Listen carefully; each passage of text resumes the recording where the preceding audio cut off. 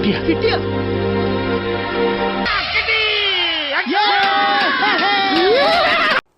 Guys, അപ്പോൾ ഇന്ന് നമ്മൾ അഞ്ജലിയുടെ പേഴ്സ് മിസ്സായ കഥയാണ് പറയുന്നത്.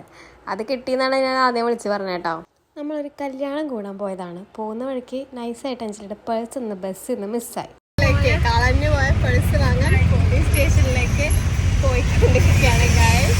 കിട്ടിയിട്ട് നമ്മൾ അപ്ഡേറ്റ് ചെയ്യുന്നതായിരിക്കും ഗൈസ്. അങ്ങനെ നമ്മൾ അഞ്ജലിയുടെ കളഞ്ഞു പോയ പേഴ്സ് വാങ്ങാൻ പോലീസ് സ്റ്റേഷനിലേക്ക് പോയിക്കൊണ്ടിരിക്കുകയാണ്.